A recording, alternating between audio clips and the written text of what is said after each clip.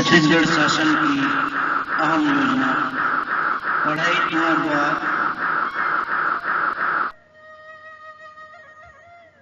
Online study प्रस्तुतकर्ता विद्यालय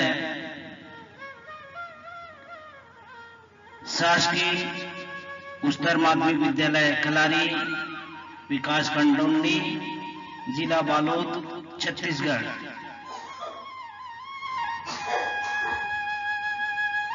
पढ़ाई तुम्हारे द्वार ऑनलाइन स्टडी में आप सभी का प्रस्तुतकर्ता विद्यालय government higher secondary school Khalari, block Dondi, district Balod, Chhattisgarh आप सभी का हार्दिक अभिनंदन करती है।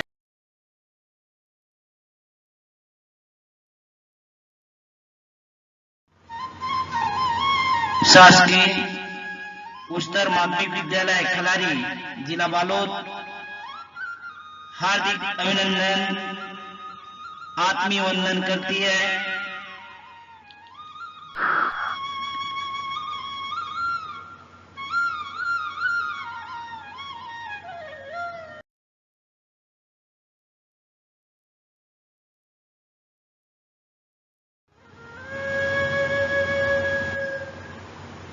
इस गणित विषय पर अपनी प्रस्तुतिकरण करने जा रहे हैं प्रस्तुतकर्ता शिक्षक धर्मेंद्र कुमार, श्रवण व्याख्याता गणित, शासकीय उच्चतर माध्यमिक विद्यालय खलारी, विकासखंड डोंडी, जिला बालोद, छत्तीसगढ़ और लेके चल रहे हैं गणित विषय कक्षा 10वीं पर अध्याय 3 एक चर का द्विघात समीकरण अध्यापन कार्य कराने जा रहे हैं।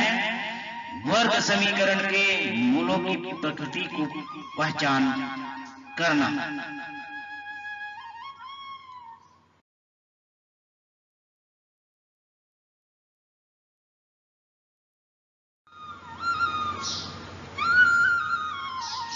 वर्ग समीकरण के मूलों की प्रकृति को पहचान करना।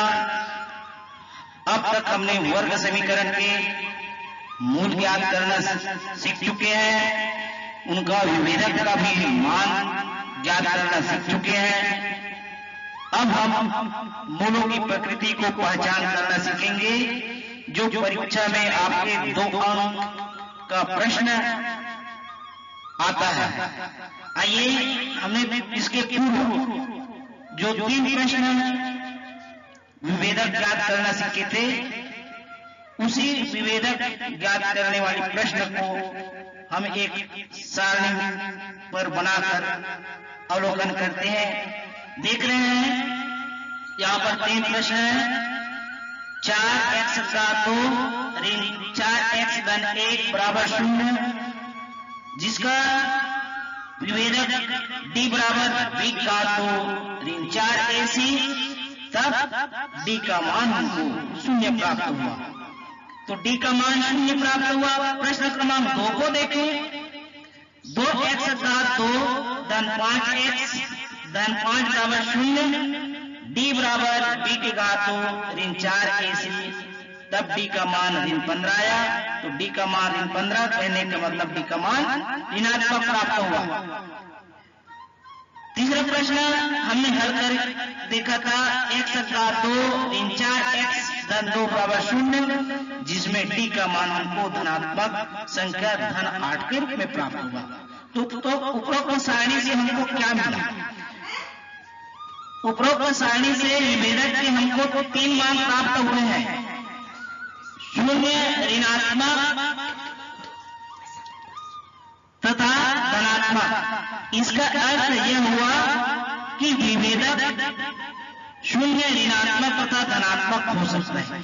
हमने 3 प्रश्न आपके सामने रखा, जिसको हमने पहले हल करवा चुके हैं। इस तरह से तीनों प्रश्न के अलग अलग हमको मान प्राप्त हुए हैं। d का मान 0, d का मान ऋणात्मक तथा d का मान धनात्मक।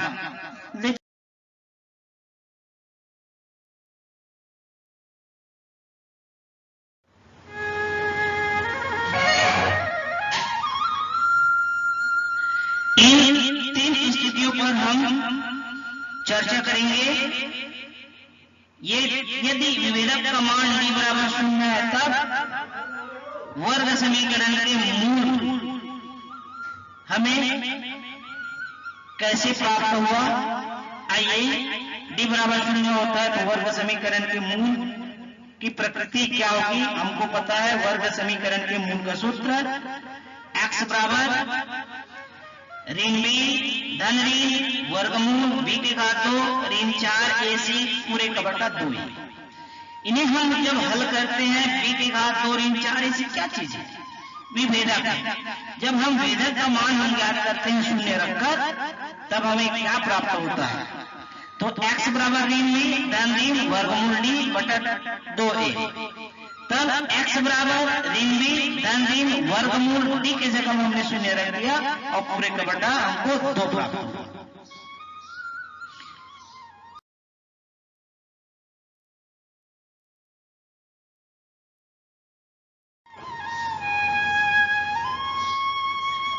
तो x बराबर ऋण b धन ऋण 0 बटा 2a, इसको पुनः हल किया जाता है तो हमें क्या मिलता है। तो एक बार धन चिन्ह लेते हैं और दूसरे बार ऋण चिन्ह लेते हैं, फिर उनका हम अवलोकन करते हैं, फिर हम रिजल्ट पर पहुंचते हैं। तो इस तरह से हमने एक सारणी बना रखा है।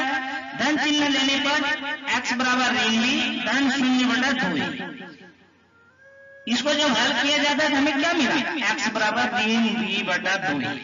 पुनः हम ऋण चिन्ह लेते हैं तब x बराबर ऋण b ऋण 0 बटा 2a, इनको हल किया जाता है तब x बराबर ऋण b बटा 2a।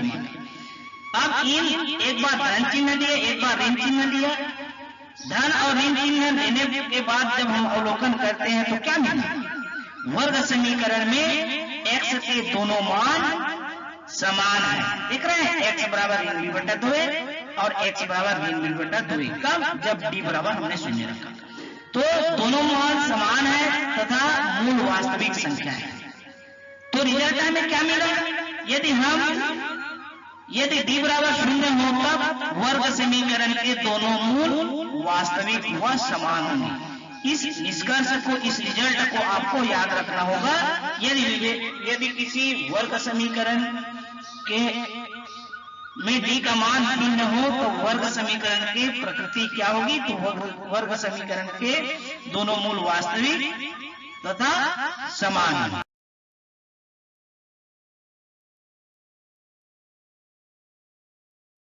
स्थिति दूसरा पर हम आते हैं। हमारे स्थिति दूसरा क्या होता है, यदि विभेदक का मान d कोई धनात्मक संख्या हो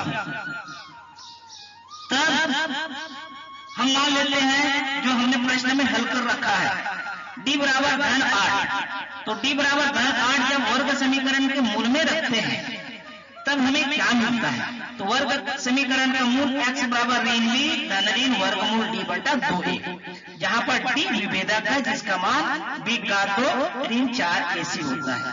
तो x बराबर ऋण b धन ऋण वर्गमूल d के जगह हमने 8 रख दिया जो कॉल आउट करके बताया जा रहा है और पूरे का बटा 2a।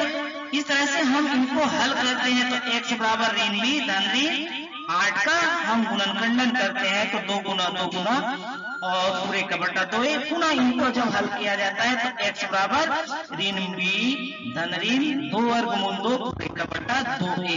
कब, जब हम d का मान कोई धनात्मक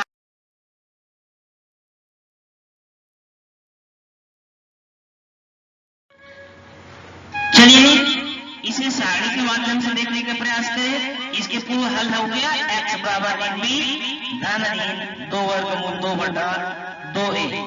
इन्हें हम सारणी के माध्यम से अवलोकन करने का प्रयास करें। धन चिन्ह और ऋण चिन्ह लेते हैं, फिर अवलोकन में जाते हैं, फिर उनका हमको रिजल्ट क्या मिलता है जब d का मान धनात्मक होता है। तो देखते हैं, x बराबर धन चिन्ह लिए तो x बराबर ऋण b धन 2 वर्गमूल 2 बटा 2a। जब हमने d का मान 8 कोई धनात्मक संख्या, ऋण चिन्ह लिए तब x बराबर ऋण b ऋण 2 वर्गमूल 2 बटा 2a। दोनों का मान देख रहे हैं आप, एक बार धन चिन्ह लिए एक बार ऋण चिन्ह लिए, तो दोनों का मान भिन्न भिन्न दिख रहा है, अलग अलग दिख रहा है, असमान दिख रहा है। तो अवलोकन से हमें क्या मिला?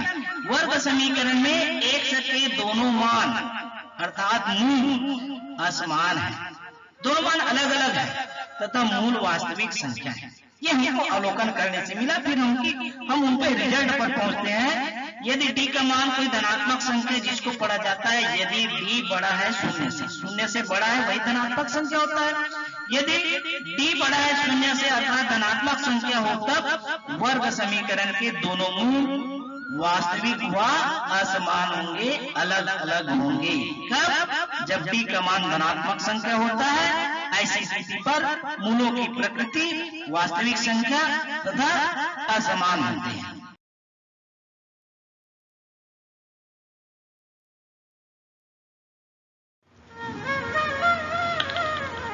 हमारे सामने तीसरा स्थिति निर्मित होती है।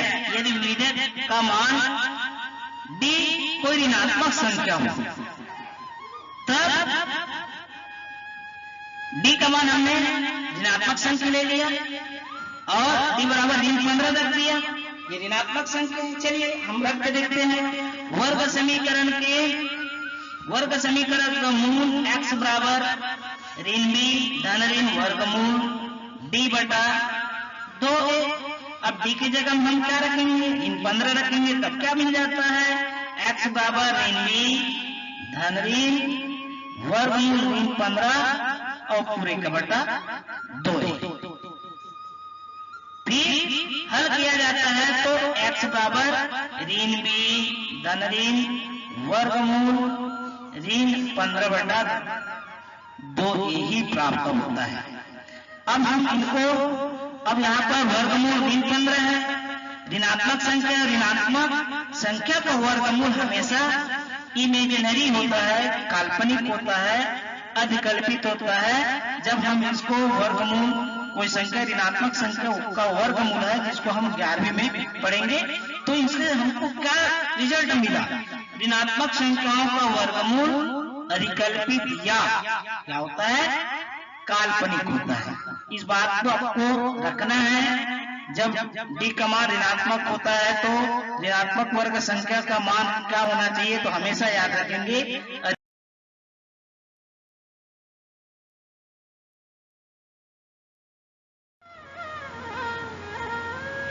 आइए सारणी के माध्यम से समझने का प्रयास करें। धन चिन्ह लेने पर, ऋण चिन्ह लेने पर फिर इनका अवलोकन करते हैं, फिर निष्कर्ष पर पहुंचते हैं। धन चिन्ह लिया तो क्या मिला? x बराबर ऋण b धन 2 वर्गमूल ऋण 15 बटा 2a तथा ऋण चिन्ह लेने पर x बराबर ऋण b ऋण 2 वर्गमूल ऋण 15 बटा 2a।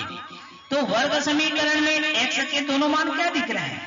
एक धन दिख रहा है, एक ऋण दिख रहा है। तो दोनों मान असमान है, भिन्न है तथा ऋणात्मक संख्या के वर्गमूल होने के कारण ये काल्पनिक होता है। तो वर्ग समीकरण के मूलों की प्रकृति क्या हुआ? जब ऋणात्मक होता है, दैट मीन्स लेस देन 0। उसका मतलब यदि 0 से छोटा होता है, यहाँ पर लिखा हुआ है यदि d छोटा है 0 से अर्थात ऋणात्मक संख्या हो, तब वर्ग समीकरण के दोनों मूल काल्पनिक व असमान होते हैं। इस तरह से 3 स्थितियां हमारे समक्ष निर्मित हुई। उनको हम पूरे के पूरे सारणी के रूप में सरल तरीका से कैसे याद करेंगे ये बताया जाएगा।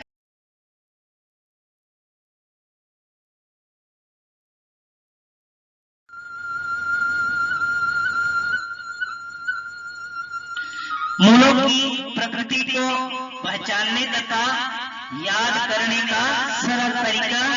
अब ये 2 अंक प्रश्न या 1 अंक बहुकल्पी प्रश्न के रूप में आपको बोर्ड परीक्षा में दी जाती है, तो हमें याद रहना चाहिए। चलिए इसको हम समझाने का प्रयास कर रहे हैं। देख रहे हैं, एक टेबल बनाया है, सारणी बना दी गई, विभेदक d का मान, वर्ग समीकरण का हल और मूलों की प्रकृति। विभेदक d का मान पता है, d बराबर b का 2 ऋण 4ac, तो d बराबर 0 होगा। तो d का मान 0 होने पर हमको समीकरण का मूल या हल क्या मिला? x बराबर ऋण b बटा 2a और ऋण b बटा 2a। देख रहे हैं दोनों मूल समान है, तो मूलों की प्रकृति क्या होगी? जब d का मान शून्य होता है तो मूलों की प्रकृति होता है दोनों मूल समान तथा वास्तविक संख्या। पुनः ले चलते हैं तीसरा खंड में। यदि d का मान देख रहे हैं b घात 2 ऋण 4ac इज ग्रेटर देन 0, यदि d का मान धनात्मक हो तब x बराबर ऋण b धन वर्गमूल d बटा 2a, ऋण b बटा ऋण वर्गमूल d बटा 2a। तो दोनों मूल देख रहे हैं अलग अलग दिख रहा है, इसलिए दोनों मूल असमान अर्थात भिन्न, और दोनों के दोनों क्या चीज है? वास्तविक संख्या। d बराबर b घात 2 ऋण 4ac अर्थात d का मान शून्य से छोटा है, धनात्मक है, तब ऐसी स्थिति में यहाँ पर देख रहे हैं x बराबर ऋण b धन वर्गमूल ऋण d बटा 2a, और दूसरा मूल हमको जो मिलके आया है ऋण b ऋण वर्गमूल ऋण d बटा 2a। दोनों मूल असमान अर्थात भिन्न और साथ ही काल्पनिक संख्या। तो यहाँ पर डायरेक्ट हमें याद होना चाहिए यदि d का मान शून्य है तो मूलों की प्रकृति दोनों मूल समान होंगे तथा वास्तविक संख्या होगी। d का मान शून्य से बड़ा है, धनात्मक संख्या है, ऐसी स्थिति में दोनों मूल असमान अर्थात भिन्न और वास्तविक संख्या होगी। और d का मान शून्य से छोटा है अर्थात d का मान ऋणात्मक है, ऐसी स्थिति में दोनों मूल असमान होंगे और साथ ही काल्पनिक संख्याएं होंगी। आइए इस पर आधारित एक प्रश्न को हल करने का प्रयास हम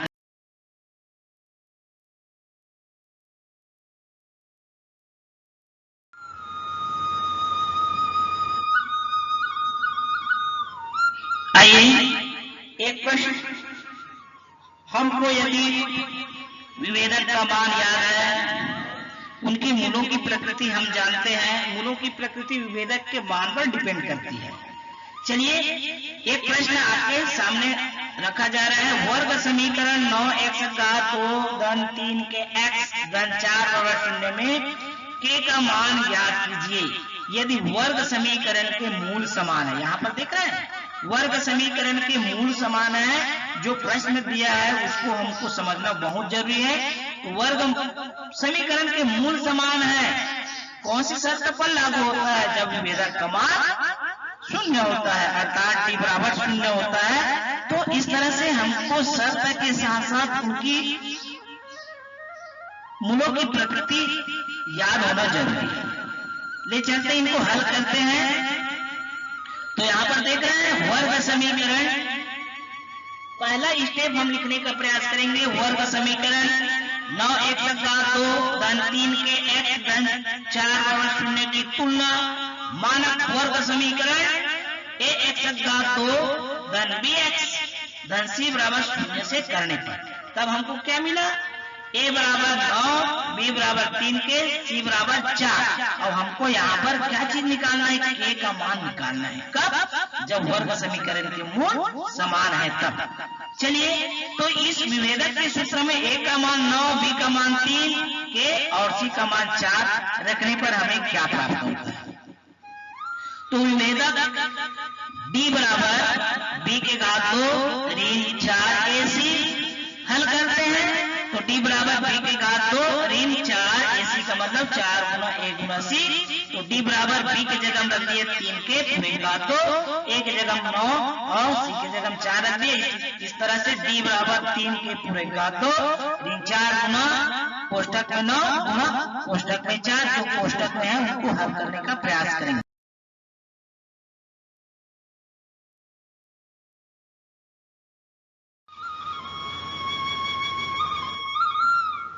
चलिए तो d बराबर क्या हो गया? 3 के पूरे घात 2 ऋण 4 गुना 9 गुना 4। तो 9 और 4 को हमने गुना कर दिया तो ये हो गया आपका 36। तो d बराबर 3 के पूरे घात 2 ऋण 4 गुना 36।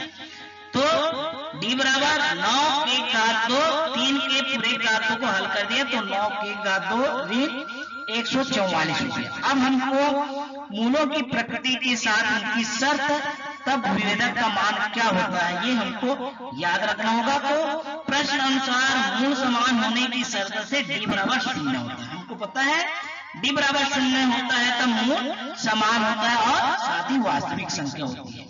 चलिए और d क्या चीज है? आपका विभेदक है, अर्थात d बराबर, d का मान हम निकाल चुके हैं 9k की घात 2 ऋण 144। यही 9k की घात ऋण 144 शून्य के बराबर हो जाएंगे और k की घात 2 बराबर हमको 144/9 प्राप्त हुआ, अर्थात 9 के घात 2 बराबर 144, तो k की घात 2 बराबर 144/9। तो k की घात 2 है और वो जो बराबर है 144/9 हो, तो k का मान जब निकालेंगे तो वर्गमूल 144/9 हो जाएगा।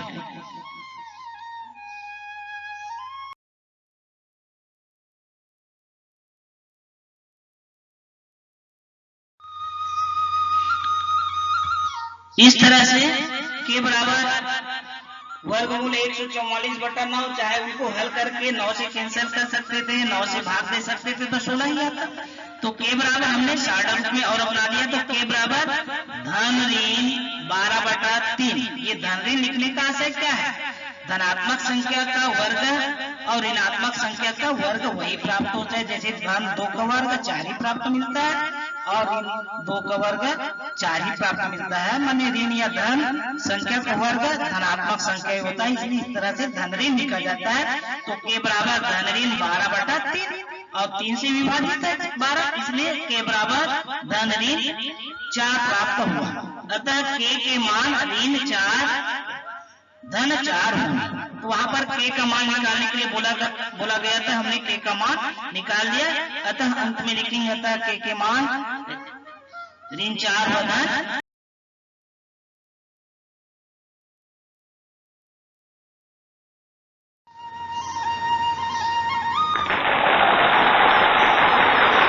आपने वीडियो लंबे समय तक देखे, बहुत बहुत आप सभी को धन्यवाद।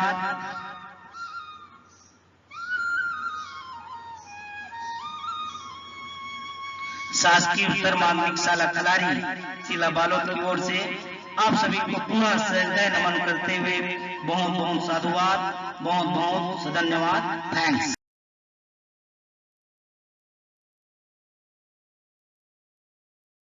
मस्त रहे।